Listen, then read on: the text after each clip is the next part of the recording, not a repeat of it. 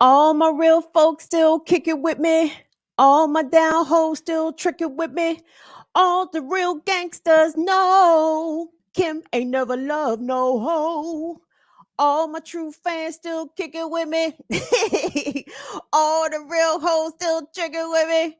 All the real smokers know Kim ain't passing nothing but dope. Indeed, real trees, chronic leaves,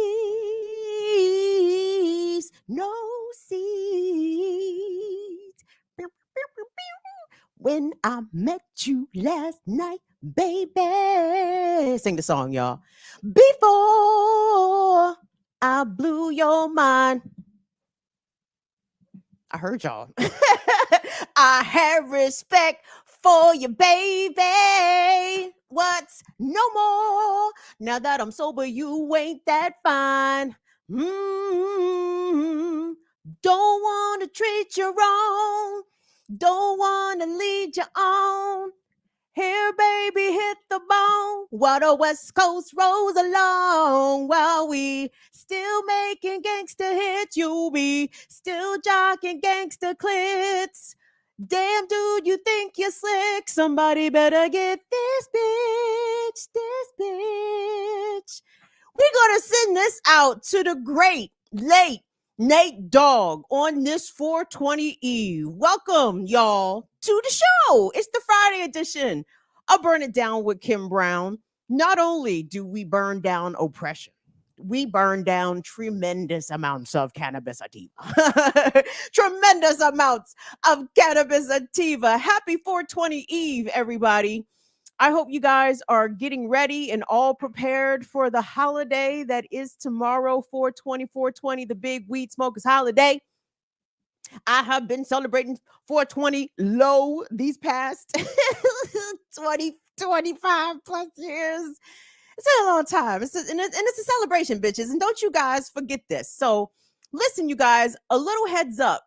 It is official. I am going to be tomorrow at the National Cannabis Festival. I seldom tell people where I'm going to be in public in advance.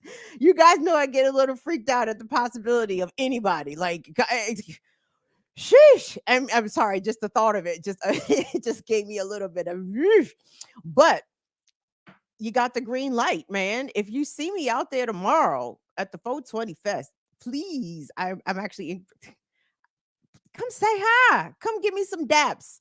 It's daps. I can't guarantee hugs, but it can definitely be daps. So it can definitely be daps. And I will have my J's, and everybody will have their J's and their Eddies and their dabs and all of the shit. Wu-Tang Clan is going to be in the building.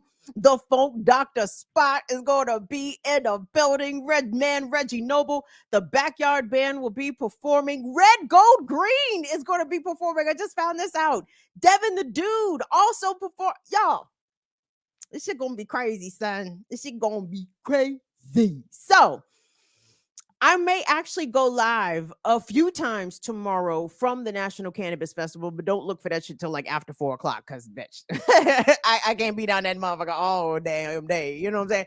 But like after 4, be checking your notifications and shit, because I might be live down there. I'm gonna try my best to stream some of the live performances as I can.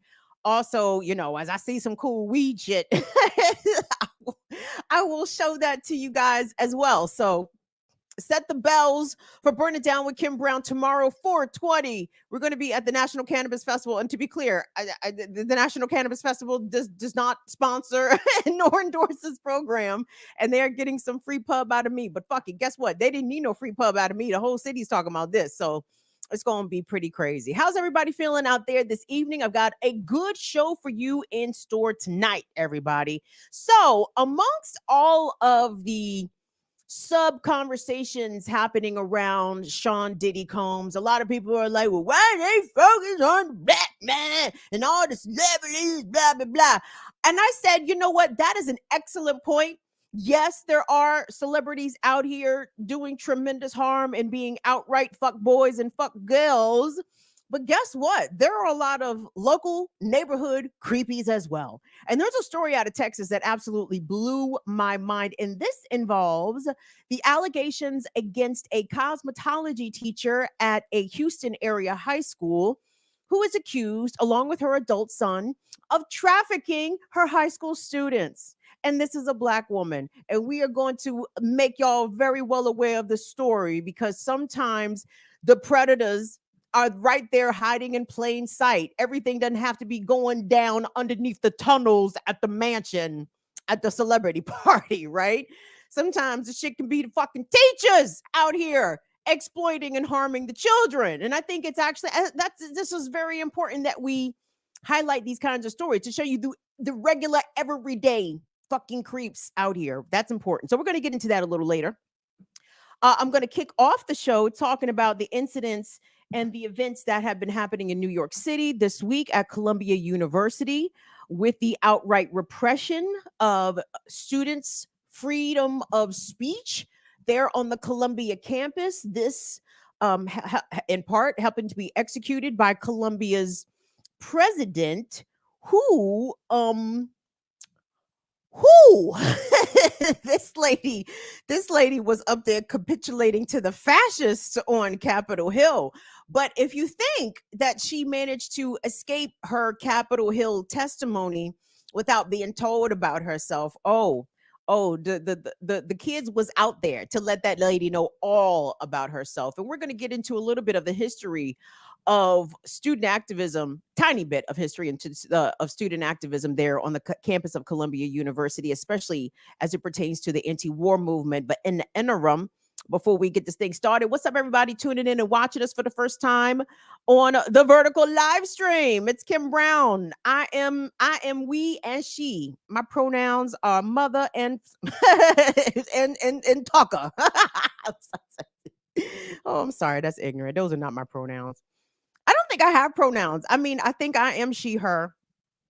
At the same time, maybe you have to be a Black woman to know this, but Black women have historically always been misgendered, right? Like, how many times has a Black woman been called a man for whatever fucking reason? Why? Because she raised her voice? Why? Because she squared up when a motherfucker became physically confrontational with her. She squared the fuck up, so now she a fucking man. So anyway, I'm right about that, right, guys? I think yes. I'm trying to think, have I been called a man? I'm sure in life, maybe not this week, but yes. So anyway, I am she, her, I suppose. I still have a period, so that makes me an unwitting she, her. I got conscripted into she, her-ism. What the fuck is this? The boys just get to run around in their pants and stuff, not bleeding. Isn't that fair? Definitely not fair. So anyway, hold on. Let me say what's up to you guys. Thank you guys so much. Whoops for coming in here. We may blow a tree or three before the show is over, just to make sure I got my hands on all my things here. I do. Okay, wonderful. So we might blow a tree or three in honor of the 420. In order of the 420. Don't forget, everybody, like the video, because the people, they you see the views and shit is up. These motherfuckers be shamming on the goddamn likes and shit. It's like, hey.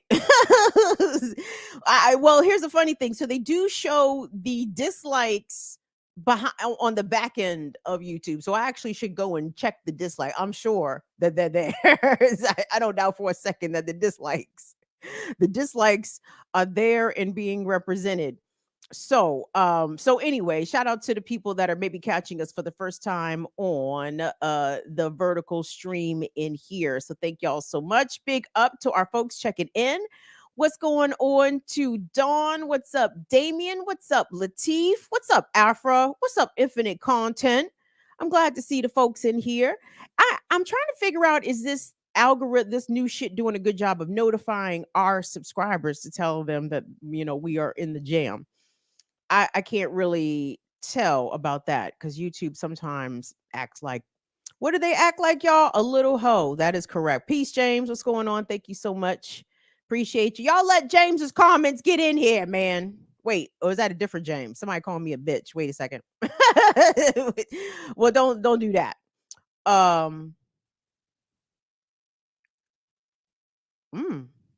Very nice. So y'all get on in here and I'm gonna get into this first story because if you haven't been following the events coming out of New York City this week, I'm gonna get you caught up because they have been absolutely stunning in scope and in some cases brutality.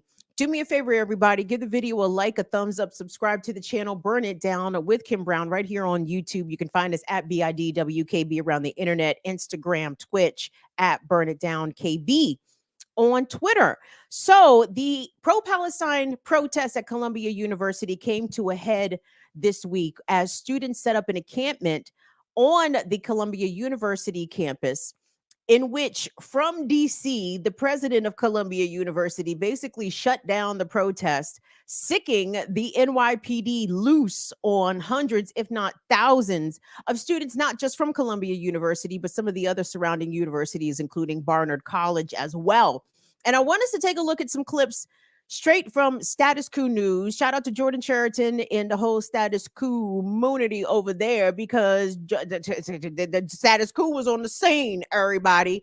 And I want us to take a look at some of the protest scenes and a trigger warning and content warning for police violence, because as you may have heard, over 100 students were arrested and charged by NYPD in connection with the clearing of this protest encampment, in which students were given a very limited time to collect their belongings and be dispersed from the premises. And they were being threatened with administrative actions as well. So I want us to take a look and really get a good idea of what was happening on the ground there on the campus of Columbia University in New York City, as pro-Palestinian protesters continued their push to get Columbia to completely divest all of its interests from Zionist Israel. So let's take a look at that.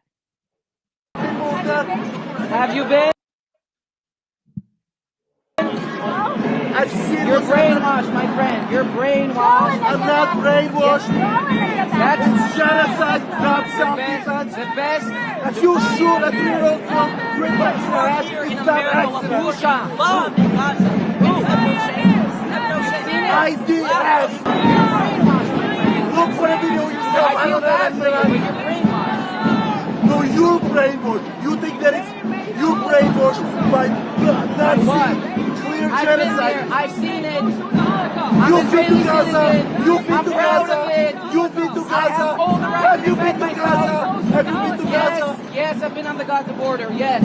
That's Gaza border. Gaza. Have you I been protected to? myself, and I Have have you all been the to right to Rafah? protect myself. Have you been to Rafah? Have you been to? I feel bad for you. You're brainwashed. I feel bad for you because you're brainwashed. I know Thank exactly you. what's happening. Thank there. you. I know exactly what's happening. Yes? By what? Everybody How? knows. How? Everybody. How? I've seen the You evidence. seen what? It's Show me evidence. show life with modern technology. Okay. The first genocide ever that's like a life for everybody to see. Yeah. The first genocide ever. Yeah? I've seen the Holocaust videos. Have you? Yes, I did. And that's not a genocide? My grandparents were both at my family born in the Holocaust, and that's why I'm here because of that. Thank you. There is a I Holocaust. feel bad. There is a I feel Holocaust bad. happening right now. There is a Holocaust It's happening very right bad now. what's happening. Very bad. It's a Holocaust. It's It's very a bad. Holocaust, and it's And termination. Hamas is to blame. But it's very bad. No, It you should can't end. blame Hamas. Wall by wall. Zionism will fall. Brick by brick. Brick by brick. Wall by wall. Zionism will fall.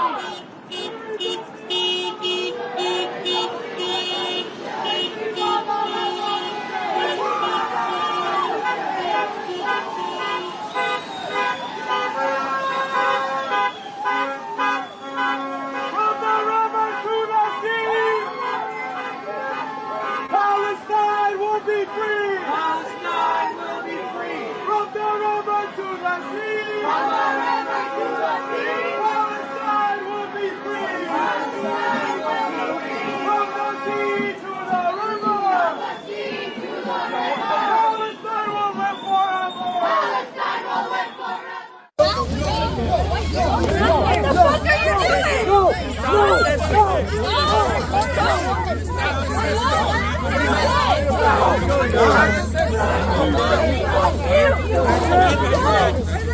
Why are you doing this to me? Free Palestine! I'm just standing here. Why are you doing this to me? What are you doing? For what reason? I'm just standing on the sidewalk. What the hell? What's wrong with you? What the fuck is the reason? What the fuck is the reason? Why are you doing this to me? I was literally just standing here. You can record this. What the fuck are you doing? Untense yourself. Untense yourself. I'm stuck, you bitch! I'm stuck! I'm stuck! You're not! Let me get my...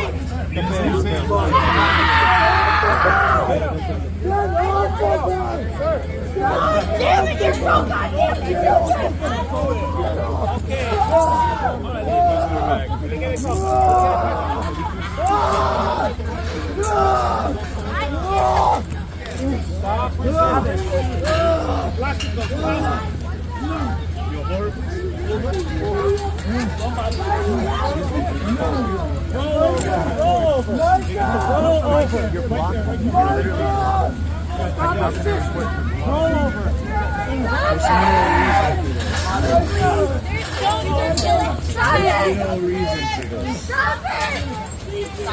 You stop! You stop! You stop! Door stop. You stop! Stop yourself! What are you doing? Come on, let's go.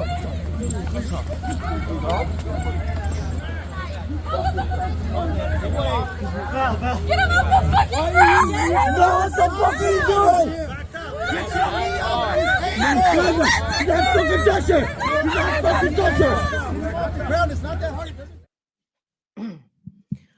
Incredible scenes there from the streets of New York, in and around Columbia University, all of that captured by Status Quo News. I encourage you, please go subscribe and follow Status Quo News. Jordan and them be on top of the things, and they cover it from an amazing perspective. In fact, there's one clip posted on the Status Quo Twitter timeline. I keep saying Twitter because I will forever dead name Twitter. I'm not saying, never calling that shit X. On Twitter at Status Quo, there's a clip of actually one of Jordan's camera guys getting hemmed up, and one of his reporters getting hemmed up by the police momentarily, and then they were able to move around.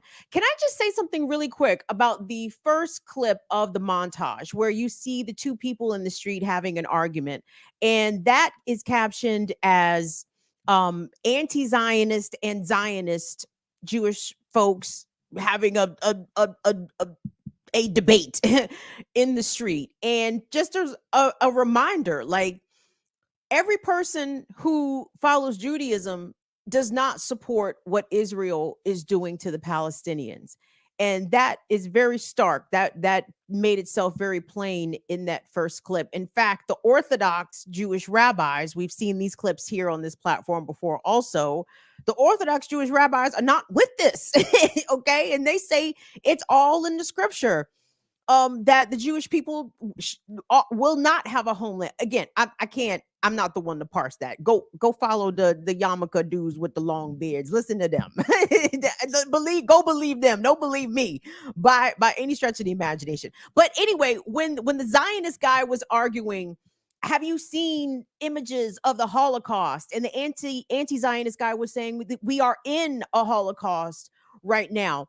I'm listening to the book, The New Age of Empire by Dr. Kehinde Andrews, who I'm a big fan of, by the way, y'all. Y'all know who Kehinde Andrews is. He's the British bruv who loves to go on UK morning television and hurt all of white England's feelings over their coffee by telling them, yes, England is racist. I love Dr. Andrews. I love him. So anyway, I'm listening to his book, The New Age of Empire, and he talks about how the use of genocide has been weaponized by Europeans, because after Europeans genocided other Europeans, then that is like the standard, right? That is the Western standard. Like, it doesn't get more worse than when Europeans genocided each other. However, other known genocides, usually committed by Europeans around the world, do not get acknowledged as such. It's not regarded as a genocide when the Germans murdered hundreds of thousands in Namibia. It's not genocide when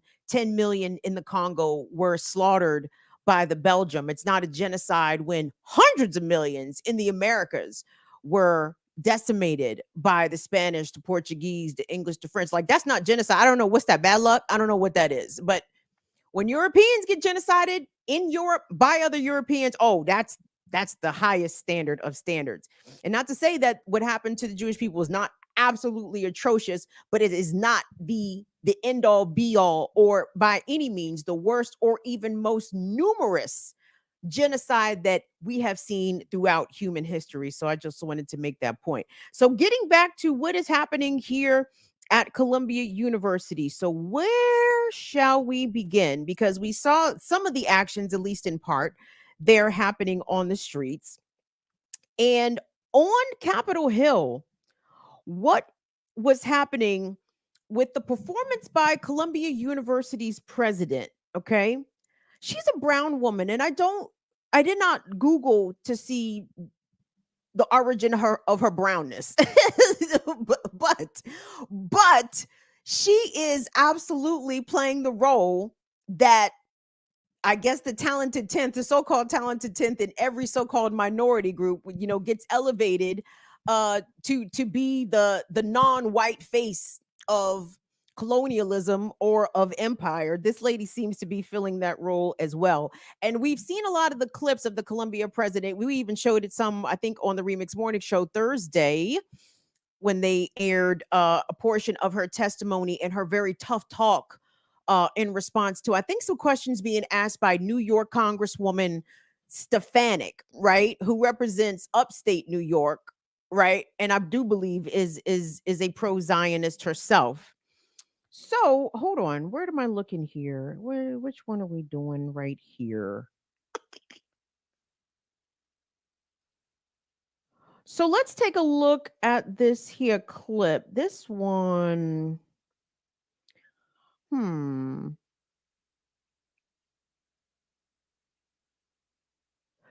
Let us actually, we'll just go ahead and play the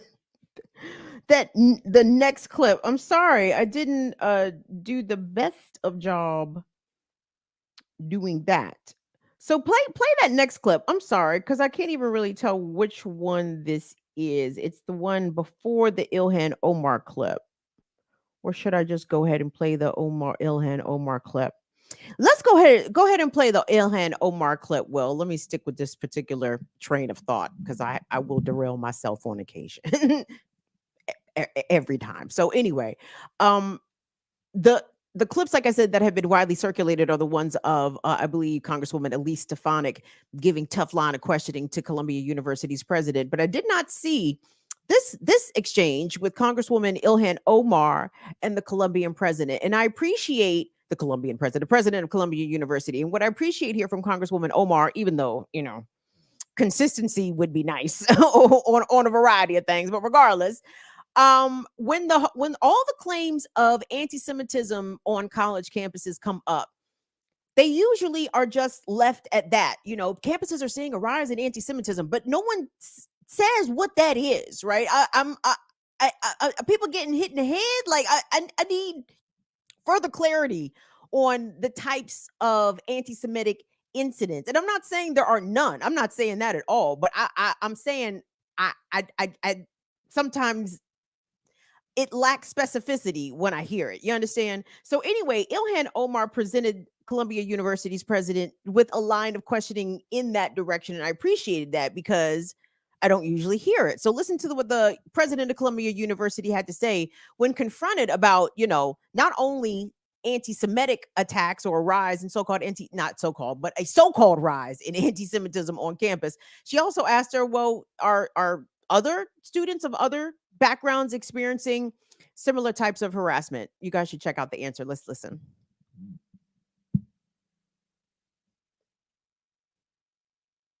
Colleagues asked you, have you seen anti-Muslim protests on campus? I have seen, we have had pro-Israeli demonstrations on campus. No. But just not a protest that was not- against Muslims. No, I have you not seen seen one that. against Arabs? No, I have not. Have you seen one against Palestinians? No, I have not. Have you seen one against Jewish people? Have you seen a protest saying we are against Jewish people?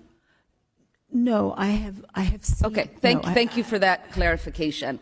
There has been a rise in targeting and harassment against anti-war protesters because it's been pro-war and anti-war protesters is what it seems like, correct? Correct. There has Okay, been. thank you. Activists on campus, including Jewish students, Black and Brown, Arab and Muslim students. How many of the organizations that were canceled in Colombia involved Jewish students? One of the organizations is called Jewish Voices for Peace. Yes. And it encompassed of Jewish students? Yes. Okay, thank you. There was there's been a recent attack on the democratic rights of students across the country.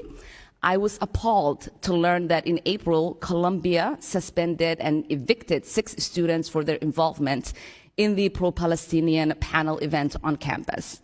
It happened that all 6 students were arbitrarily targeted after the university brought in a team of private and former police investigators. These investigators harassed, intimidated Palestinian students at their homes, demanding to see students' private text messages and sent threatening emails to the leaders of those pro-Palestinian groups. I would like to ask you to speak a little bit more to this situation and ask you if you guys have utilized private former police investigators before, or is this the first time? So this was a very serious case. We had students who on an online If you could call, shorten your answer, that would be really appreciated. of course, who invited people who were inciting violence, and that is unacceptable. And so we needed to get to the bottom of it, and so that's why we brought private investigators along with notifying how the secure FBI. were you these students that you evicted and suspended were involved? Did you do any investigation? Was there a hearing? They refused to cooperate with the investigation, and so until they do so, they are suspended. Okay, thank you. And then in January, there was an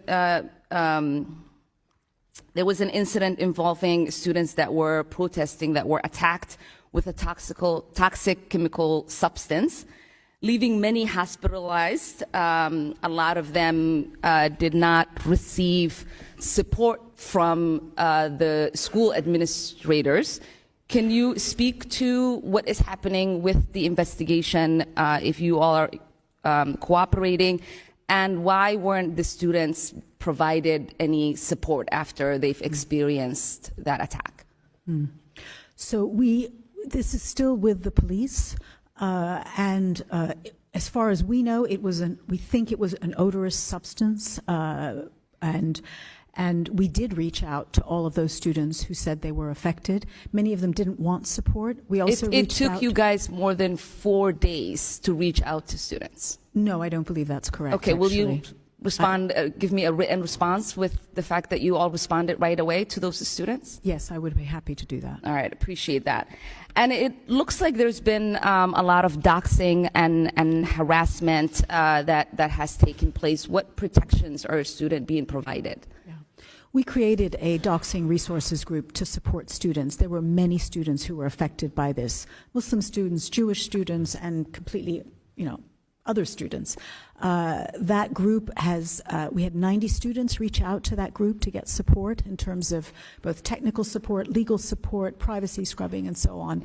And before I run out of time, I wanted to ask what do your rules say about professors that harass students online, like Professor Shai Davidar has done, and professors who directly attack you as the president as a coward and a liar?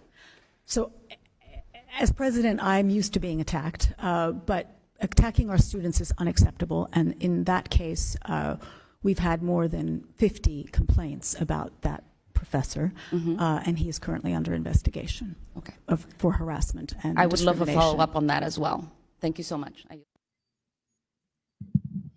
That was an interesting exchange, was it not? A little bit more revealing, I think, than all the clips that I keep wanting to call this lady Gwen Stefani. It's Elise Stefanik. I guess she could be Gwen Stefani, right? Like, what's the difference?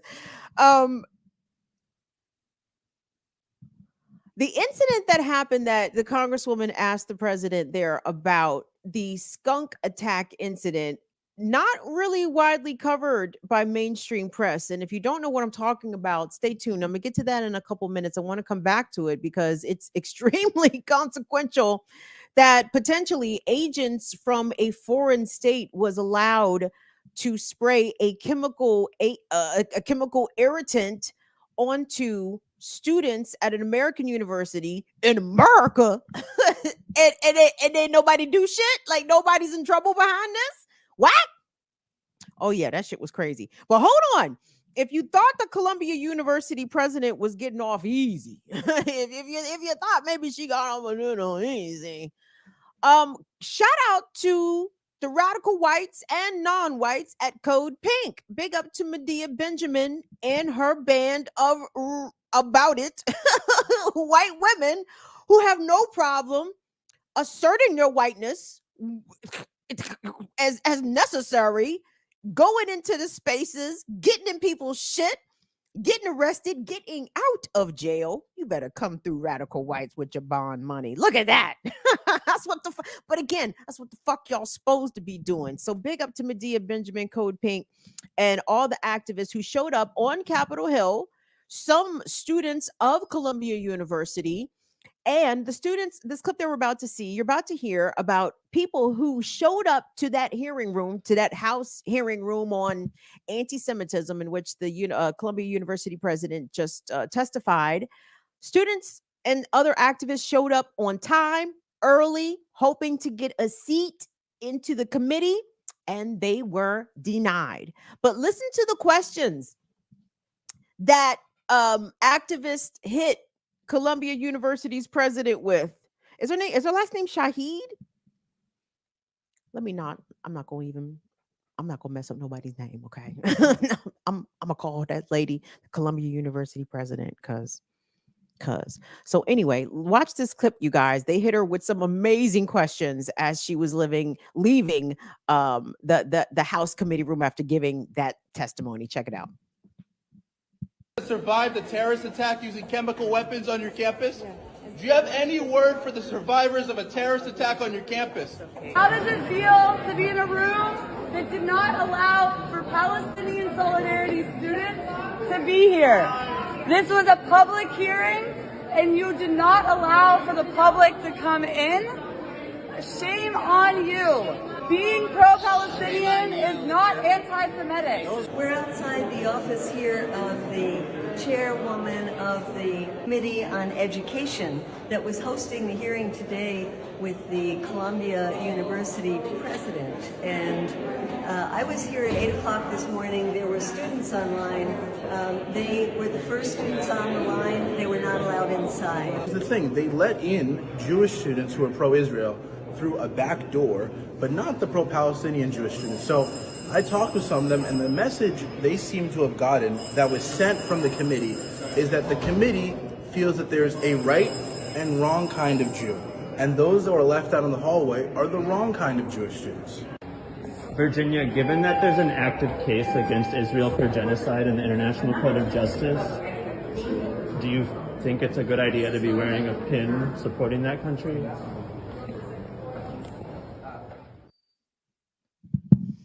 It's crazy, guys, because there's going to be a point in the hopefully near future in which all of these people in positions of leadership are going to be asked, or their legacies are going to be deeply called into question. Because once all the official, and again, from what we have observed, even from here in the West, about what's happening in Palestine, once It is all the way unearthed the levels of atrocities that the Palestinians endured at the hands of the Israelis and the Americans. Whew. I'm telling you, people are going to have a hard time reconciling their support of Israel at this time to their grandchildren, right? Or to their kids or to their grandkids. They're going to be like, what the fuck? You knew? You knew that Israel was doing this to hospitals, to children, to women? And you rocking the Israeli flag? And to be clear, everybody, so certain instances of so-called anti-Semitism, I know don't qualify. And one of those instances of protest absolutely includes stomping on the Israeli flag, right? That does not mean that you hate Jewish people. I would stomp and burn on the fucking American flag right goddamn now. And I still love, unfortunately, some Americans, right? I don't mean I hate Americans. I cannot stand the settler colony state of America, which is exactly what Israel is. To stomp on the Israeli flag does not mean that you hate Jewish people. It means that you hate the repressive state and imperialist policies that the state of Israel enacts, not only against Palestinian, but violating the sovereign borders of all of its fucking neighbors. I mean, Israel is not a nice neighbor out there in the Middle East. They do all kinds of antagonistic shit. It's like, dog, you got to stop that shit, man. You better cut it the fuck out. So anyways, I want us to keep circling back to Colombia because I'm fascinated by this. And again, so some people would look at these Columbia students and be like, well, why, these snot-nosed little brat elitists, and get with their fancy Ivy League or just below the Ivy League education. Who cares? You know what I'm saying? And by the way, Ilhan Omar's 21-year-old daughter was among the 100 plus students arrested at the pro-Palestinian protests. And I think she is even under some sort of punishment. Like her school, she's a student at Barnard College and they mad. they mad at her. I even think they might be threatening to perhaps expel or put out Ilhan Omar's daughter from Barnard College because of her protest activities. So there is that. So anyway, hold on. Let me get back to my doc here and figure the next place that we're going, because all of this it's historical, right? Because it was college students during the anti-war movement of the 60s and 70s that were really putting the press on their administrations for their support, for their heightened militarism and all this over-the-top patriotism in support of Vietnam, pardon me, in support of the Vietnam War, definitely not in support of the Vietnamese people.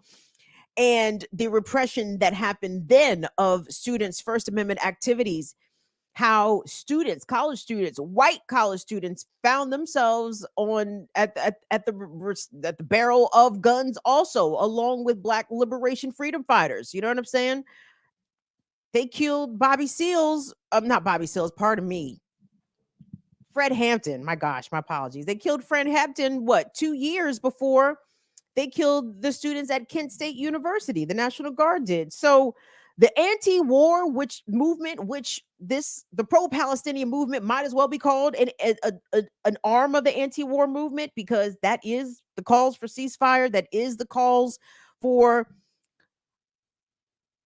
a retreat from the imperialism that Israel is exerting on Palestinians. So hold on, so I want us to check out these two clips from TikTok. And they're going to explain a couple of things, okay? So one of them is going to give a recap of this week's events at Columbia, right? And put them in the historical context of the anti-war movement that happened on Columbia's campus in 1968, where students were actually taking over taking over the whole fucking building, out there really fighting with NYPD, right? Getting all that. And the other clip is also going to give a little bit more context to that chemical attack against pro-Palestinian students on Columbia University's campus earlier this year, several months ago.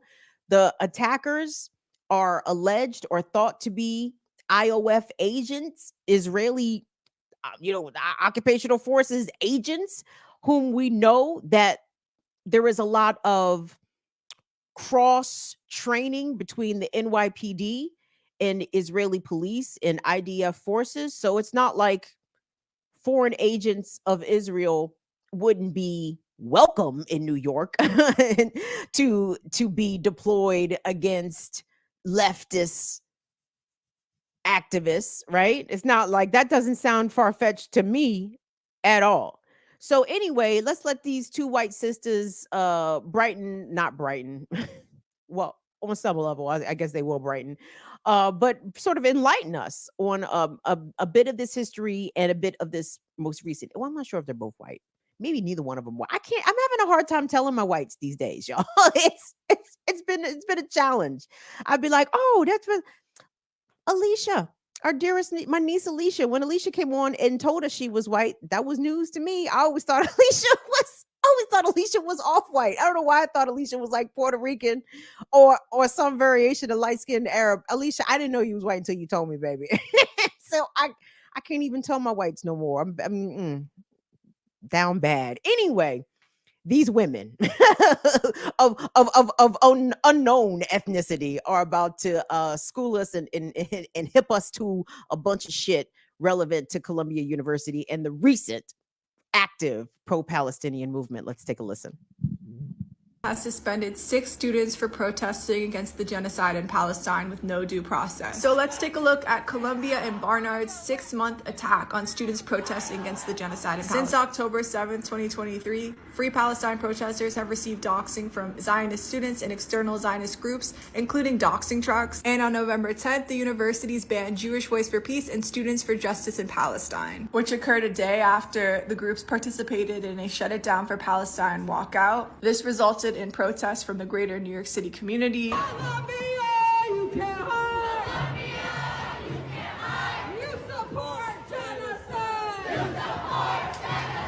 a denouncing graduation ceremony from previous alumni, and now a lawsuit from NYCLU to Columbia for the suspension of the chapter. But somehow it gets much worse than even this. At the start of the current semester on January 19th, 2024, dozens of students reported that 2 former IOF soldiers sprayed skunk, an illegal chemical weapon used for crowd control by the Israeli offensive forces, on the student protesters at Columbia and Barnard. And despite it gaining mass attention on social media, 10 students being hospitalized with dozens more having to seek urgent medical care, continuous outrage in demonstrations from Free Palestine Columbia students, no one was held accountable. So SJP and JVP organized an action with 83 other community organizations to protest the ongoing genocide in Palestine and the repression of the pro-Palestinian movement on the student campus. Namely the skunk attack that occurred on January 19th. The NYPD, New York Police Department, responded by working with the university to brutally assault pro-Palestinian Columbia students and their supporters for this nonviolent action directly outside the gates of Columbia, which included dislocating someone's arm, body slamming individuals on the ground, punching people in the stomach, and arresting 12. The NYPD has continuously used surveillance drones at these student-led protests. It's important to note that these drones are not only at actions, which include the greater New York City community supporting student protesters. Even when the gates are locked and it's just student protesters, the NYPD used their drones to fly over the gates to surveil the student protesters. Yeah, even with this surveillance and at least 17 security cameras of where the skunk chemical attack happened, the NYPD has put it on student protesters to come up with footage of the skunk chemical attack that occurred on January 19th. The NYPD's selective surveillance mirrors university surveillance, who they work with to criminalize student protesters. As the university has surveilled student emails, social media, sent emails, of discipline notices to student protesters, has sent emails to organizations warning them that public political events on campus are being reported to law enforcement, and further announced that it would be using Wi-Fi networks to surveil student protesters against the genocide. But it does not end there. In response to Free Palestine decorations on dorm room doors, Barnard banning it, and a student at Barnard was asked to take off her hijab at a security checkpoint. Students have to deal with harassment from on-faculty university professors like Shai Zaibidai, who harasses student protesters both on Twitter and in real life. Columbia once again showed its true colors through one of the most violent acts. But it still does not end there. Columbia suspended myself and 6 other students with no due process in violation of their own rules and disciplinary procedures. This happened after they sent private investigators who are ex-cops to bang on our doors and demand interrogations without lawyers present. Shame on Columbia. Not only did Columbia suspend us without providing any evidence against us, they also did not allow for a hearing before unilateral suspension of 6 high-risk students. We have now been told that we will be evicted from our housing in less than 4 hours. The Students in Justice of Palestine Columbia chapter made a statement saying, "These suspensions are a part of a coordinated campaign to boost Columbia's public image ahead of the April 17th Congressional hearing on anti-Semitism, where President Minouche Shafik and 3 trustees will testify before Congress. Both the president of Harvard and Pennsylvania University were forced to resign shortly after their hearing." So what can you do to support these student protesters? Take action and send an email to Columbia demanding them to revoke the student suspensions. Follow these student organizers' pages and keep supporting their resistance and their demands. And most importantly, keep talking about Palestine. We're back at the airport to talk about what happened at Columbia University this week. 2 days ago, the president at Columbia was called into Congress for a hearing on if the campus had become too anti-Semitic. The hearings are led by pro-Israel Republicans, namely Rep. Elise Stefanik, who is a representative from upstate New York but does not represent Columbia University's district. Pro-Palestinian protests have been taking place since October on Columbia's campus. Since the 1960s, Columbia has designated areas on campus for student protest. This is the compromise they made way back then to ensure that classes wouldn't be disrupted, but also students' First Amendment rights wouldn't be disrupted. All those accommodations changed the day after the president of Columbia returned from her congressional hearing. She immediately ordered the suspension of 108 students who were gathered in the liberated zone, and hundreds of NYPD police officers descended upon them to arrest them for trespassing. Students were given just 15 minutes to retrieve anything they wanted from their residence halls with an escort. Also in 1968, a pamphlet was written called Who Rules Columbia, and it has been the North Star for how to handle protest on campus. At that time, they declared that Columbia was a capitalist institution, not a school of learning, and that these liberated zones would be places to turn people out for the system and train them to be effective agents against corporate power. This is an ongoing story. Please follow the Columbia University students where you can. Listen, we cannot have our future leaders of America out here trying to buck the status quo. No, what's the point of sending y'all to college? We don't want y'all to go there and learn. We want y'all to go in there and keep the machine running as is, says the leaders of Columbia University, says the leaders on Capitol Hill, says NYPD, says Joe Biden, says all of the messaging that these kids are getting indicates that what they are doing is wrong, which is why it is utmostly important that we continue to send solidarity to these kids who are absolutely risking lots out here. You know what I mean? Yeah, I would think that most students, or some students at least, who go to Columbia might have it okay. You know what I mean? Columbia is not cheap. What is it? It's something ridiculous. If I said $50K a semester, that may not be that far off, right? So I know everybody is not comfortably at Columbia, but some definitely are. But regardless, risking reputation, risking their freedom for participating in these protests, because their president has said that she will sick the NYPD on them ASAP, not even think nothing about it. And I'm thinking about, historically the student movement, thinking about the actions and bravery of SNCC and students that organized in those sit-ins in North Carolina, thinking about, like I mentioned, Kent State earlier, thinking about the students at Howard University in the late 60s. Did you guys know? You guys may have already known this, but when students in the late 60s at HU was getting rowdy on campus and basically rebelling against the the administration who had them there to train them up as the new, Negro intelligentsia. Why are y'all radical and shit? Don't y'all want jobs? said the administration to the radical students. So the legend is, and I believe this is true, that the Howard students broke in School of Film, School of Theater, whatever the fuck. They stole the Oscar won by Hattie McDaniel and Gone with the Wind. Y'all know for decades, Hattie McDaniel was the lone Black person to have ever won an Oscar for her role as a mammy in Gone with the Wind. Gone with the Wind, right? And she donated that Oscar to Howard University, but in the late 60s, the students broke in, grabbed the Oscar, and it's speculated that they threw it in the river.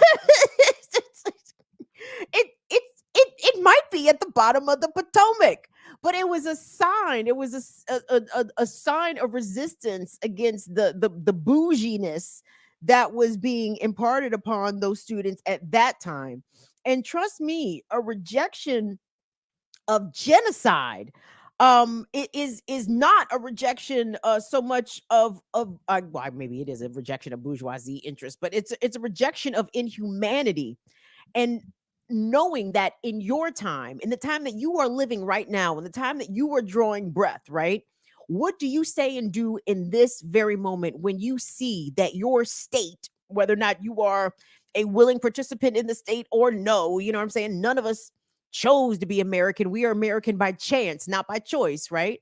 But here we are in the belly of the beast. So when we see that our or the state is either enabling or very much an active participant in the genocide of thousands of people, with hundreds of thousands maimed and left disabled by this attack by Israel, if we say nothing, like, please, like, none of that, isn't that what people always say? Well, if I was around in the 60s in the civil rights movement, I'd have been punching white police in the face. You know what I'm saying? If I was around during segregation, I'd have been stomping white boys in the teeth. Right. Okay. Whatever you say.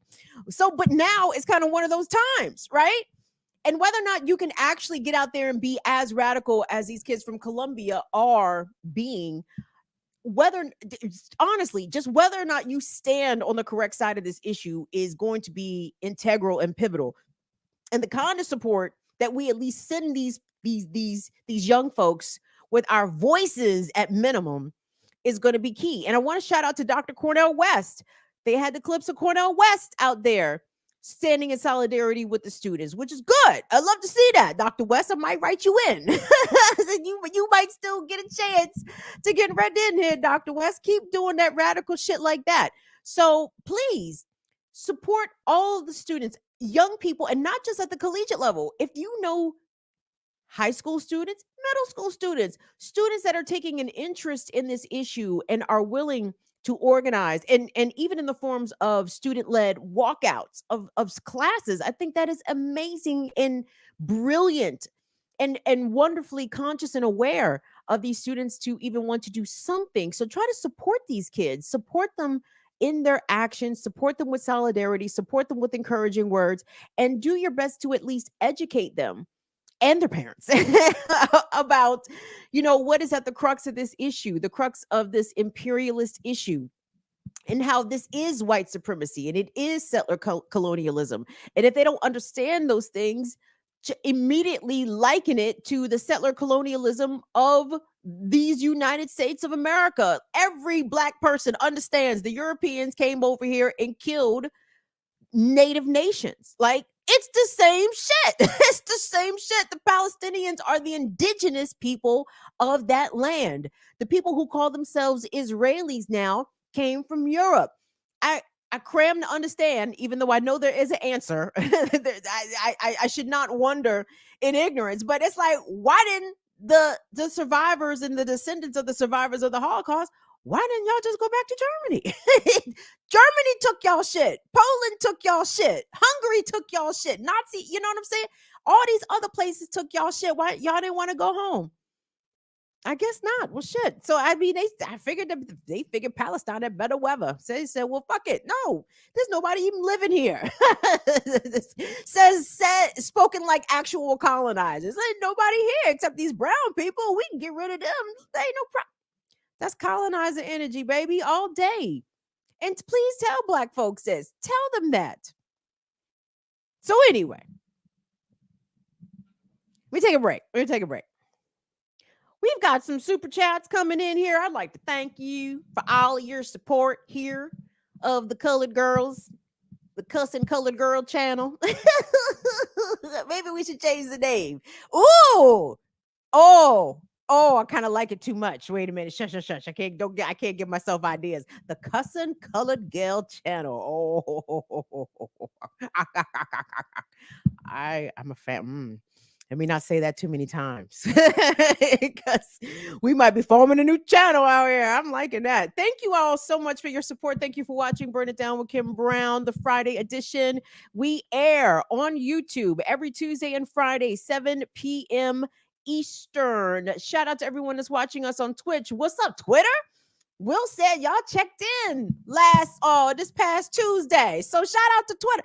And to be clear, Twitter, I be cussing Elon. I'm not cussing the Twitter community, you understand? I cuss Elon bitch ass. the Twitterers is all right with me. It's the overseer.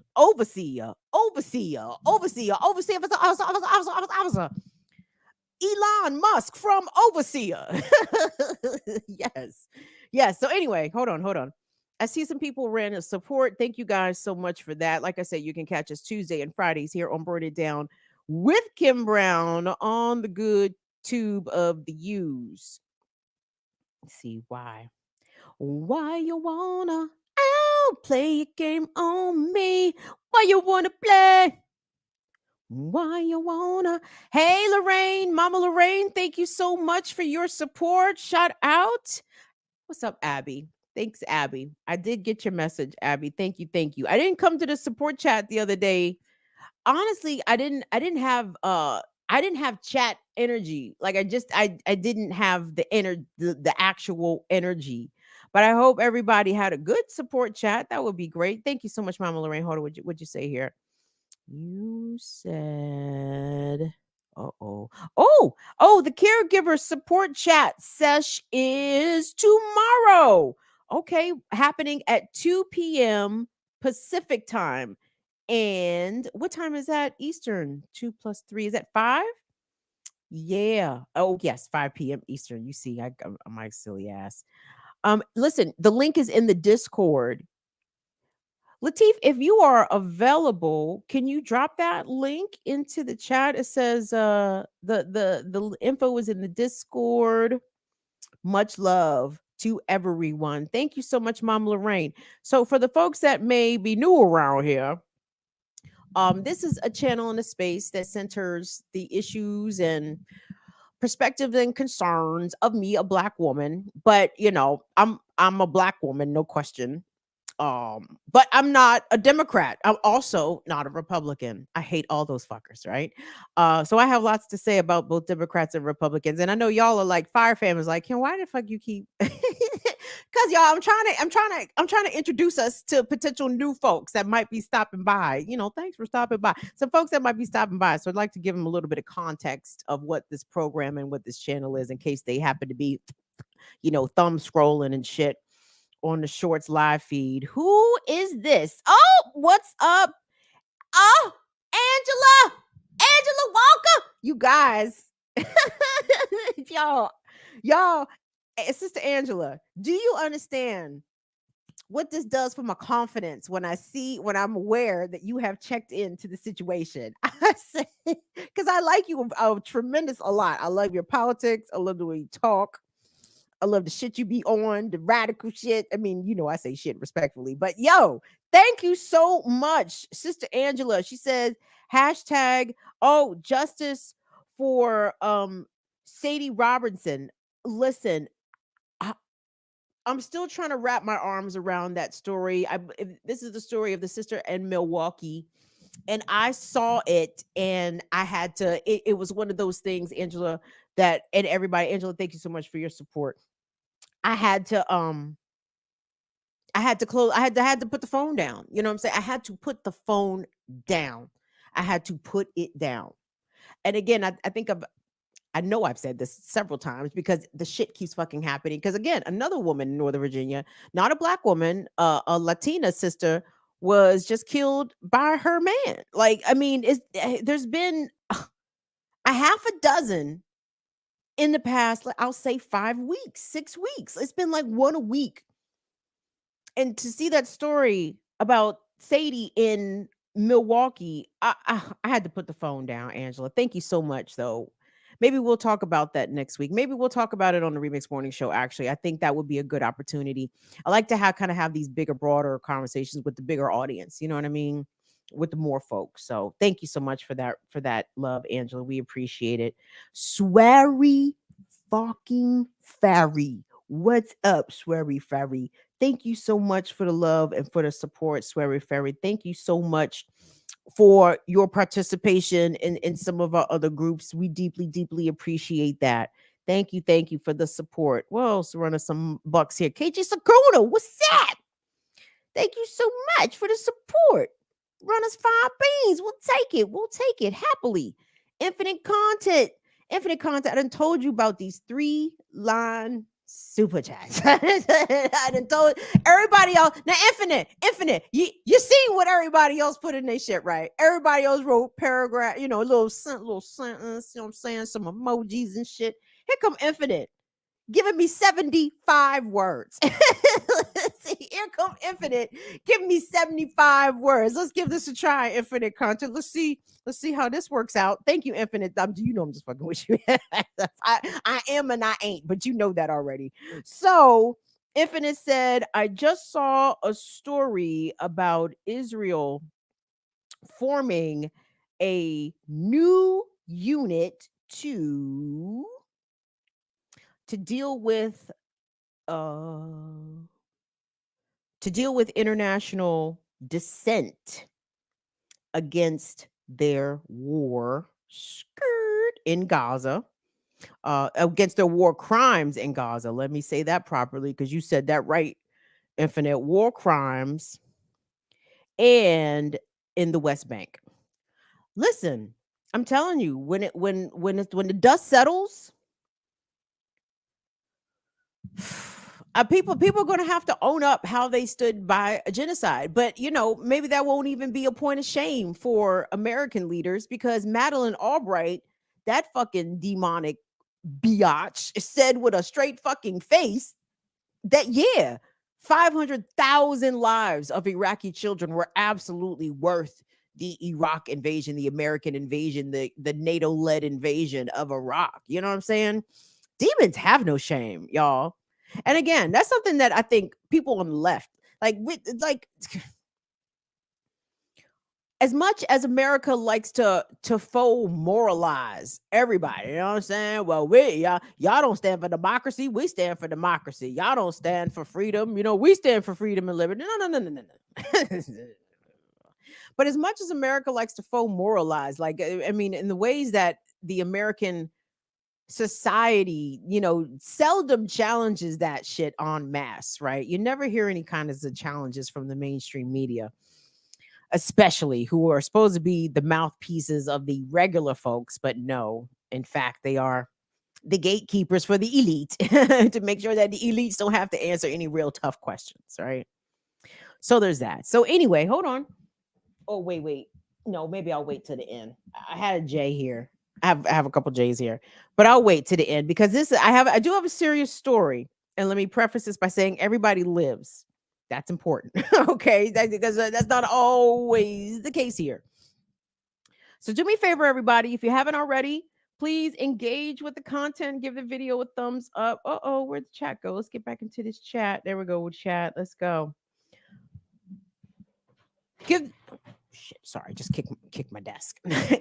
Give the video a thumbs up. Subscribe to the channel. It's Burn It Down with Kim Brown here on YouTube at BIDWKB. You can support us also.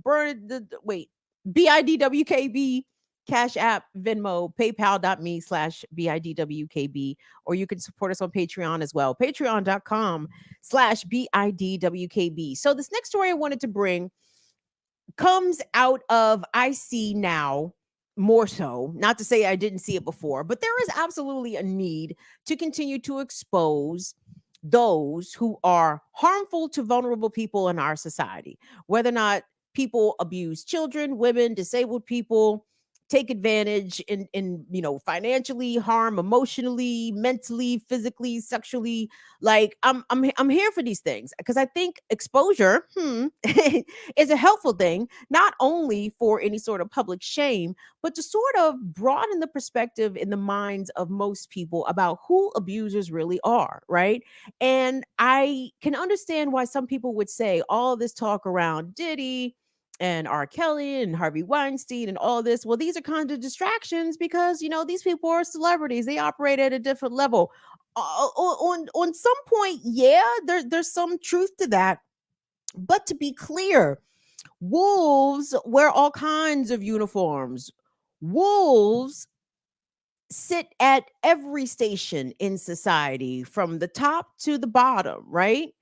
And I think it's important that we try to realize who some predators in our community are. And in this case, this story comes out of Houston, Texas.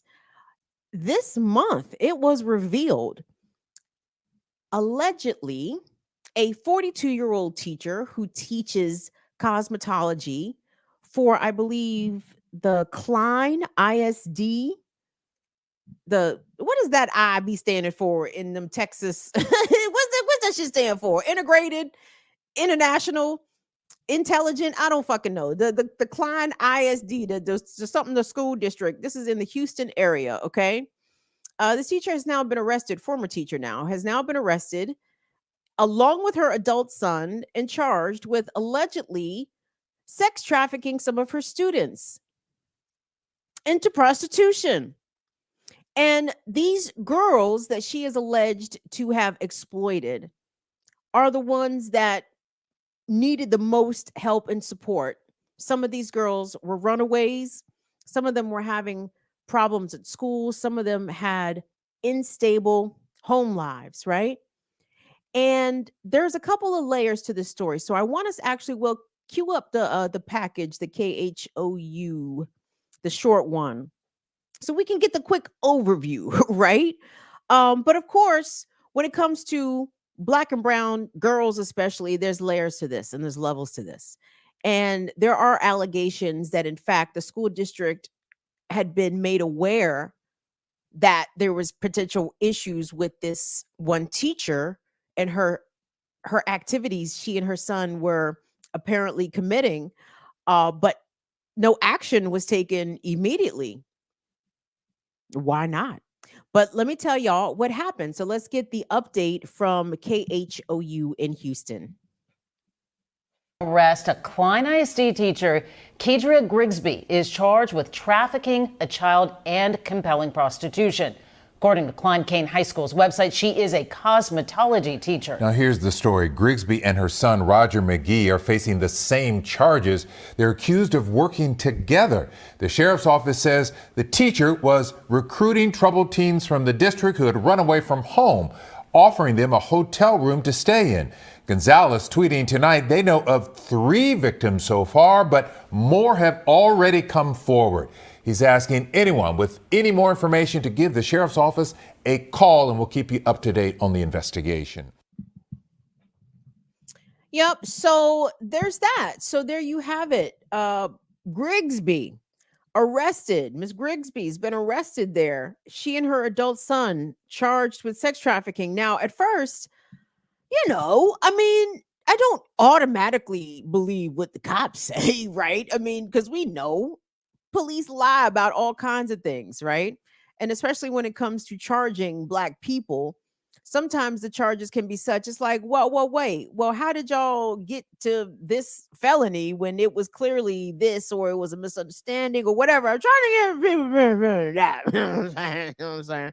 But I saw this press conference from a local activist there in Houston, and I gotta say, my man's was making points. Okay.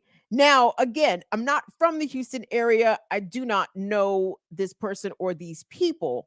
So I'm gauging it just sort of like everybody else is, right? I'm a layperson. I'm outside looking from the inside, trying to ascertain what is or was being done allegedly to these students, these high school students, right? So, okay, so we've got the teacher and her son arrested and now charged. But I want us to hear from an activist in the Houston area. His name is Quanell X. Quanell, sound like he from Little Rock. I feel like I know a couple Quanells. Quanell. I feel like y'all might know a couple Quanells. Like, I'm telling you, I know a Quanell somewhere. But anyway, brother Quanell X. I'm not 100% certain of the organization, if any, that he represents, but he seemed to have some appraisal of this situation, and he was covered here. Who did this? This is from Fox 26 in Houston. They let him talk. They let him talk. I'm gonna let him talk for a few minutes here also, because I want y'all to peep and listen. Really, the kind of case that my brother is about to outline here for us. He sounds extremely credible, and I am deeply inclined to believe him. Now, listen, just to preface, part of what he's going to suggest here is that school administrators were made, again, well aware of these allegations of sex trafficking of the students in the high school well before the sheriff's office was notified, and certainly well before Miss Grigsby and her adult son were ever arrested. So why wasn't there immediate action taken when school administrators were made aware of these allegations? Well, I have my theories, but I'll let y'all come up with your own theories. But let's hear from brother Quanell X as he addressed the media there near the Klein ISD school district out there in the Houston, Texas area. Let's take a listen. Brought with that response was that they were unable to meet with this teacher when she was trying to state the concerns and also provide. Wait, hold on. Is that the beginning? Wait, start that from the run that. You guys started from the beginning, Will, because I think the brother was talking first and then the sister came on. Yeah, so let's start that take it from the top. Tippy. I'm gonna just play it off YouTube. Hold on 1 second. Yeah. Bone. Hey. What's up, y'all? I wasn't expecting to talk right now. So, how's it going? Everybody good? All right. Y'all know some dirt balls in y'all community? Send me tips. Send me the tips. Don't just send me Diddy tips. Don't just send me. And by the way, y'all, all to get on and very quickly off Diddy real quick, y'all. There's so much speculation about who Diddy been doing to do with out here. Some wild. It's fucking wild. We good, Will? Let's run it. Go ahead, run. This is a Quanell X, y'all. To be honest and tell the truth, this is one of the most horrendous stories we have ever had to deal with in my history as an activist. We're talking about a teacher, a trusted servant teacher on a high school campus, recruiting prostitutes from her students to work for her son as their pimp. This teacher, Miss Grigsby, was allowed to remain on this campus after it was brought to the school administrator's attention that this was taking place in February of 23. This was brought to their attention, but the same administrators, instead of thoroughly investigating the complaint, they retaliated against the teacher who brought it to their attention. When I spoke with the district the other day, I said, how could you not know or tell the parents about all of this? They swore for God that they did not know. They swore for God that they had no information about this until law enforcement called them and say, we're going to arrest Miss Grisby today. Well, I say to Klein, Kane administrators, you a damn lie. We got the proof. Where's the dog? Open it up. Open it up. Let me show these lying snakes here at this school. And we want all the parents to see this. Here's a complaint back in February 23, a sworn statement by the teacher that named Miss Grisby, that named what law enforcement brought to her attention. Law enforcement went to her house about her daughter, who was one of the victims, and she came the next day and informed the school of what was happening in detail in the statement about the prostitution ring, who's the teacher that was involved, and the young man's name that was involved. And the school district took a statement in the office with the principal and the district representative. And now you lying snakes want to tell the public that you had no idea about Miss Grisby. Oh no, that's a lie. We got it right here. We got text messages where she's texting back and forth with school administrators talking about what she brought to their attention. But yet they did nothing. The principal should be terminated. And I would say to the police chief, why they never brought it to your attention? It was brought to their attention. We got the documents. It was brought to their attention in detail in February of 23. Why they didn't do a duty, brother, to speak to U.S. police chief? You should do your job now and start indicting these officials at this school for failure to notify. They didn't notify law enforcement, and they did not notify the parents. And as parents, they had a right to know that their children were a part of a prostitution ring.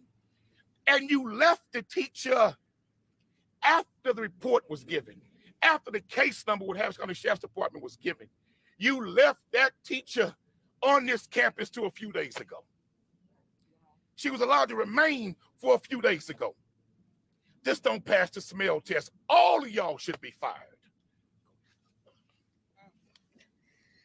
Well, they always say the chicken's gonna come home to roost. So back in November of 2022, Roger, which is the son of Ms. Grisby, was arrested, okay? This information was brought to the district by this former teacher back on February 21st, 2023, okay? So when this teacher brought it to Miss Nicole Patton, Shayna Jobert, go ahead, and Robert Cabal, call the names, was who she spoke to on that campus on February 21st, 2023. Carrie Evel, E-L-V-E, is one who took the statement on February 21st, 2023. Miss Davis is who came to the campus and called the principal as well as this former teacher in to either for her to demand to resign or to be terminated because she blew the whistle on Miss Grisby because her daughter was involved. This same parent reached out to me, this parent/teacher reached out to me back in 2023 because when her daughter was caught in the hotel back in 2022, the daughter had charges on her.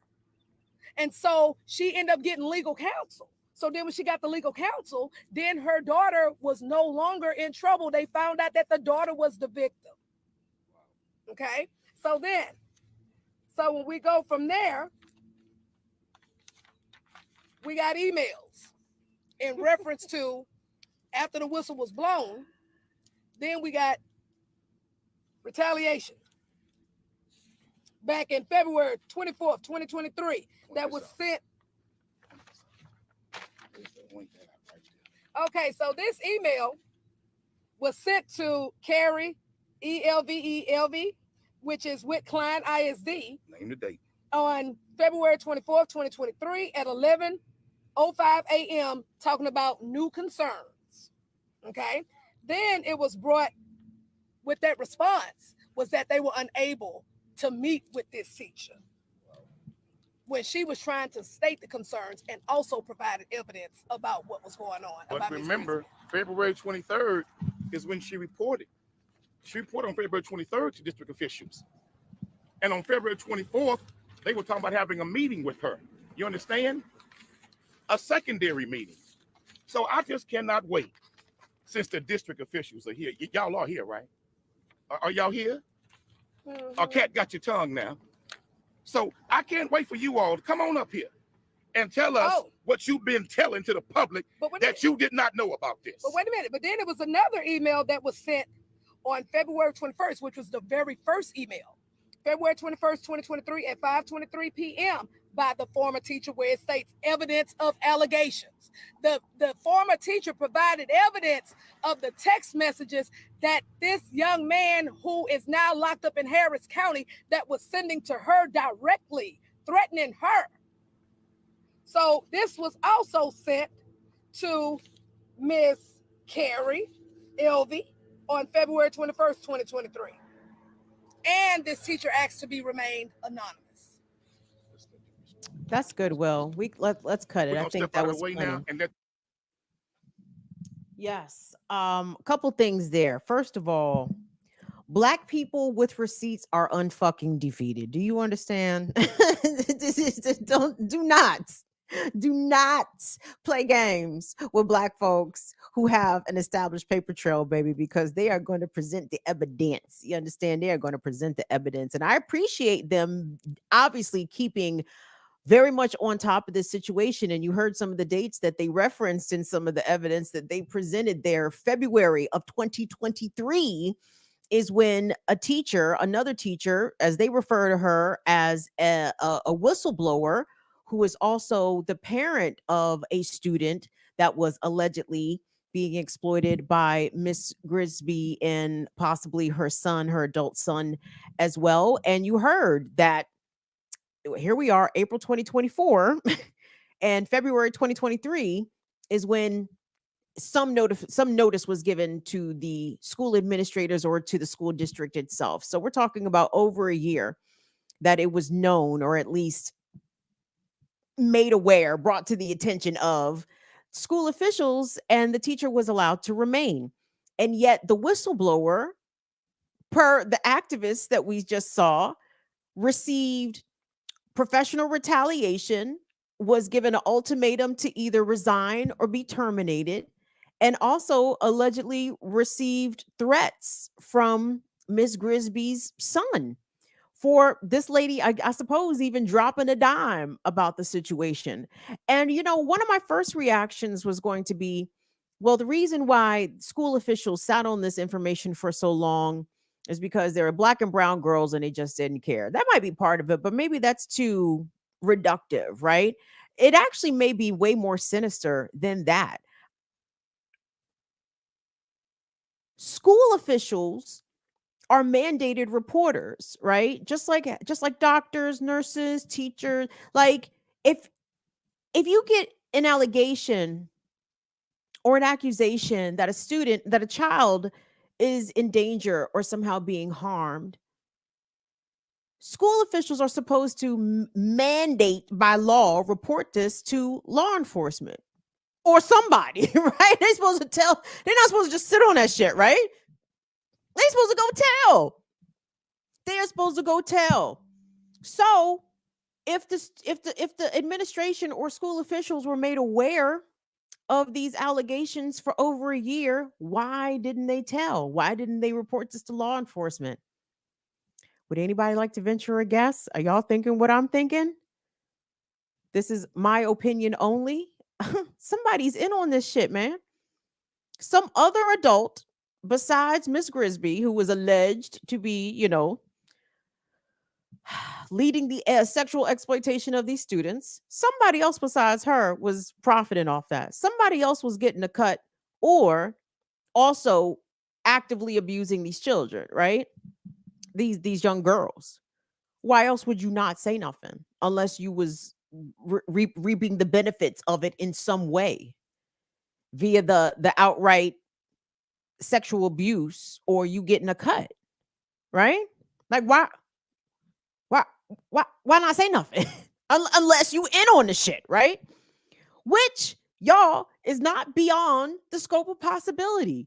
There are all kinds of outright institutions, organizations, et cetera, that you may not think would be benefiting off exploitation of children in some way, either exploiting them sexually in this case, or exploiting them for their labor, or exploiting kids. But this is par for the course. So anyway, but hold on, back to my point. I was going to say, like, oh yeah, they allowed this to go on because this is black and brown girls, but then I immediately thought about the news pertaining to the USA gymnasts. If you guys remember, Simone Biles and them, not only did they come on Capitol Hill and testify before Congress about how Larry Nassar was allowed to just be a wolf among all of these young girls.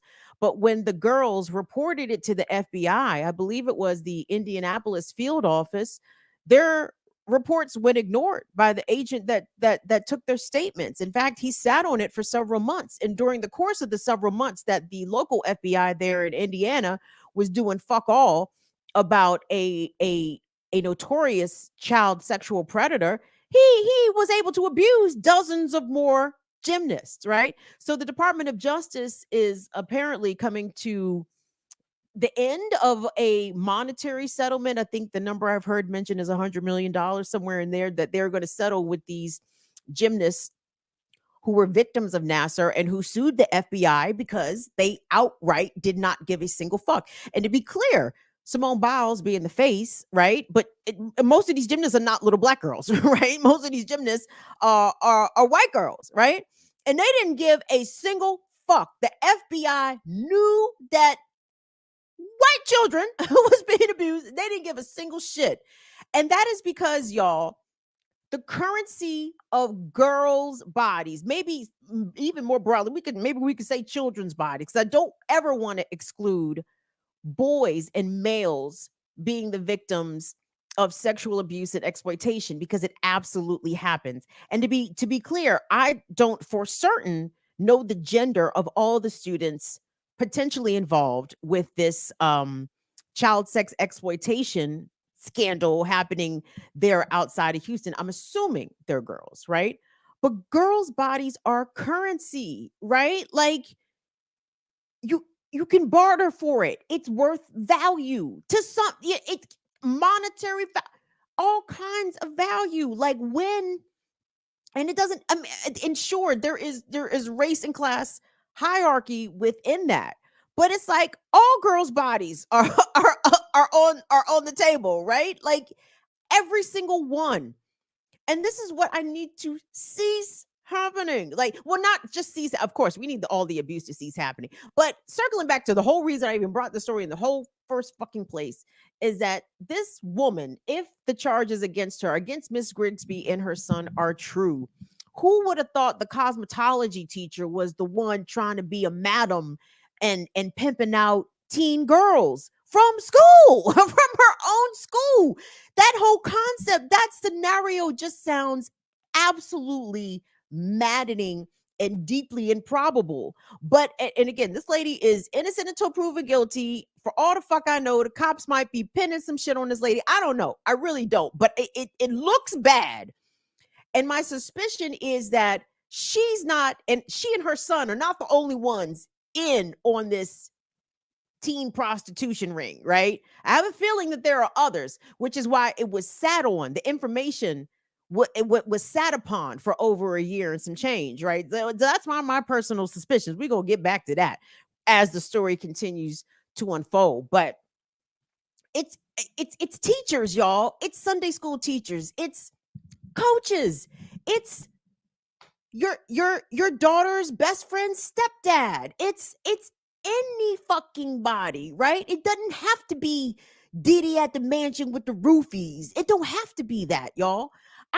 Anyway, I want to do more of these kinds of stories because I am telling you, the faces of danger for our kids out here and for vulnerable people out here are average, ordinary faces. They're not famous faces. They're not always people that are even in positions of power, but usually they are in positions of trust in some way, right? That's how they are able to gain access to these kids, to groom them and to do what they want with them next. Like, it's because they are in positions of trust and responsibility. And what the signs are to spot these kinds of folks, I'm not exactly sure, but I know that when a whistle is blown and when someone tries to bring awareness and sound the alarm, yeah, the whistleblower usually gets the blowback and the pushback, right? Because allegations of abuse and harm are even still now in 2024 widely disbelieved, and why it made so skeptical. Like, again, this whole notion that rape culture has created cancel culture is a lie. It's a lie, y'all. It's a lie. There's no cancel culture. And if there is cancel culture, I assure you it has not been effectively applied as often with success as some people seem to think. Okay, it's very few people that have actually been true victims of cancel culture. So anyway, keep an eye out, y'all. Not only for the predators, but when people make accusations, when you start to hear whispers and the shit don't look right and the shit don't smell right, and you look at the situation like, even if you're not able to put your finger on it, it's imperative that you don't ignore your own instincts in a situation, even if it doesn't have even if it's a situation that doesn't apply to you directly. You can look at some shit from a distance on the news or heard in the community and be like, I do not know about that. I do not know about that. But try to support people in the ways that you can, at least by listening to them and not discounting them when they are trying to bring forward shit that might sound unpopular, shit that might sound unfathomable or deeply unlikely from the person that the allegation is being made against. At least listen to it. You don't have to believe it right away, but at least listen to it and then try to figure it out for yourself. Sheesh. All right, childrens. I'm going to turn y'all free. I would like to say what's up to Leia Boggs, because I see you in here, Leia, and I'm deeply appreciative. Are you going to go to the Cannabis Festival tomorrow, Leia? You going up there to see Devin the Dude? I know he's your favorite. Yo. See, here's the thing. I see new names in the joint, and I don't know who the fuck is who. You know what I'm saying? I have no idea. Friend or foe, bitch. You know, well, I do know some of y'all, most of y'all is friends, but the new ones I do not know. Did I see Warren Ara in here? What's up, Yipper99? Thank you so much for coming through. Did I say what's up to James? So anyway, I have no idea. Tyler, how you doing, baby? Are y'all Dawn? Y'all good being mods? Do y'all like the shit? Or y'all want to give the wrenches back? If you don't want the wrench, I get it. You know, I will not take it personally. It shit might be a pain in the ass for all I know. You know what I mean? So anyway, guys, check your notifications here on the channel for tomorrow after 4 p.m.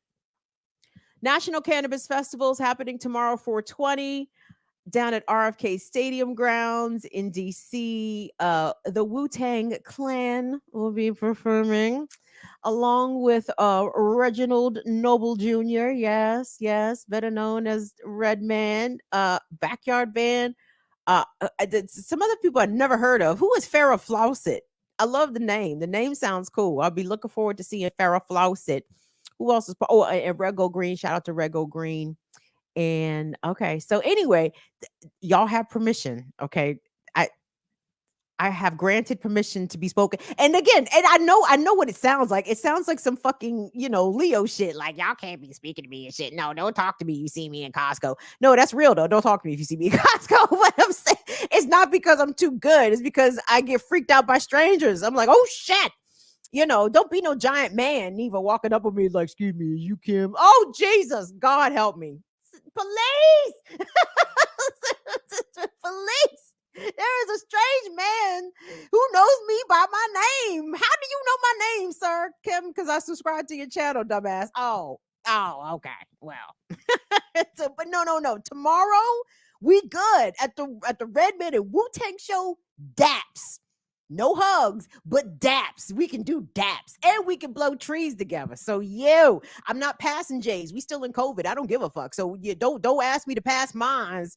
You coming to the National Cannabis Festival, you better be ready to blaze yawns. so there's that. We can totally smoke our own shit at the same time together. It will be great. So anyway, check notifications tomorrow. I will probably be going live several times. I would like to get some of their performances. Who the fuck knows? I might see somebody I know down that bitch. So who the fuck knows? So we'll go live a few times and see how that works out. So thank you all again for your support. Do me a favor. Support our friends out here in these YouTube streets. Shout out to Jordan Cheriton over there at Status Quo News doing tremendous, outstanding work. Big up always to Black Power Media fam. Buck. Please go check out the latest episode of A Baroquish hosted by Sister Erica and Amber. I appreciated my shout out girls at the front of the show. Thank you so much. I am a financial illiterate. Very, very happily and proudly do I declare this. And real quickly, y'all, listen, financial literacy is a scam. Y'all know this, right? And how do I know it's a scam? I tell y'all this real quick. So God bless me. I have a house, right? And I was fortunate to get my house at a time where the interest rates were not 1,000,000%, right? So regardless, but by the way, I have been a renter and I know them struggles as well. So everything is due on the first. Rent, mortgage, everything due on the first. Now that rent grace period is like 5 days, right? That mortgage grace period is like the 15th, right? So I always pay my shit on the 15th, right? So I called to make the payment. You know what I'm saying? Oh, okay. Hey, Miss Brown, we noticed that you always pay your mortgage on the 15th. Do you have any financial difficulties? Is there a reason you wait till the 15th to pay? I pay it on the 15th because I can pay it on the 15th. Why would I give up my money on the 1st when I can at least hold on to the money, pretend, for at least 2 more weeks? See, that's financial literacy. You feel me? You feel what I'm saying? If you don't pay them bills when they do, pay them when you can and when you have the grace period too. Another example. The gas bill, a little pricey, right? Gas bill, something stupid, not in the whole month, but the gas bill like $500, right? Do you pay the $500 bill? No, no, you don't. You pay $200 of that or $250, right? Enough so they don't cut the shit off, right?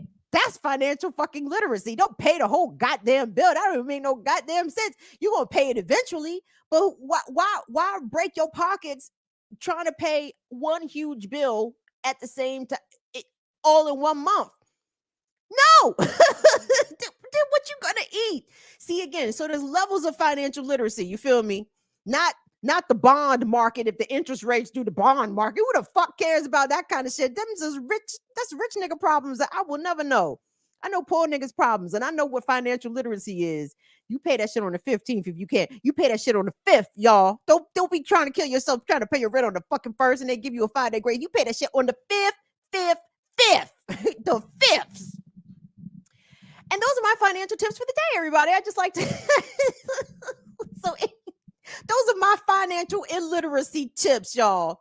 Note them shits. Apply them shits. And we will see y'all back here on Tuesday for the Tuesday edition.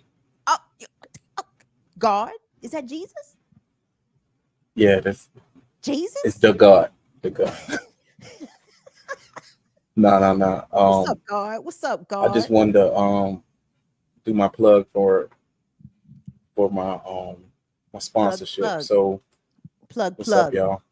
What do you mean? Appreciate y'all. Plug for what? What are we plugging? For the children. Oh, for the children. Yes, plug for the children. Yeah. Yes, plug for the children. Plug for the children. Yeah. So I put in a community page. So I'm not gonna have it up forever, but I'm sponsoring a couple kids at my after school program that I work at. Just trying to get some clothes and some shoes and stuff like that, because summertime coming around, and people need help. So I just wanted to say what's up and appreciate. Hold on one second. Somebody did send them. Parker Abel Abel, appreciate you. Thank you. Thank you. Yeah, Thank you. you sent something. So, you know, if y'all can, you know, appreciate it. If, you know, again, we talking about bills. Do what's right for, you know, financial literacy for yourself, you know. So if you help out, it would be greatly appreciated. Drop It's it for in us in the Audible form, Will. You put it in the community section, but are there links? Is there cash apps? What's the way? It's a link for Cash App to get that's the preferred way. You could just send, you know, what you can. Can you say the cash app? I could put it in the chat too, actually. You just not gonna say it. I'm just asking you. Can you just? Oh, Wealth and Cinema. My bad. Can you just say it aloud? Wealth. WEALTHLYN Cinema is how it's spelled. I mean, cinema is spelled how it sounds. Thank you. Excuse me, and I'm gonna put it in the chat too. Put it in the chat. You know what I mean? But that's dope, Will. Thank you so much for even thinking about. Yeah, that's it. That's all I wanted. Y'all have a good night. Appreciate y'all. Like and subscribe. Like the videos too, and comment too. Thank you, Will. Thank you, Will. You see, you got to support the good brothers. And we got good brothers. We got a good brother right here. You know what I'm saying? Shout out to Will. Shout out to Tubman House, Baltimore City. What's up, everybody? West Side, Gilmore Homes. You know what I mean? Sandtown. All there. Anyway, so thank you, Will, for that. Go to the community section of the channel to click on the links if you want to support clothing and shoeing some children in Baltimore for the spring. So anyway, guys, thank you all so much again. We'll see y'all back here on Tuesday. Thank you so much to Will and Molly for doing a tremendous job growing the channel, y'all. We are less than 200 subscribers away from 5K. I'm very happy about that. We are going to do a Patreon/channel members party exclusive when we do cross the 5K mark.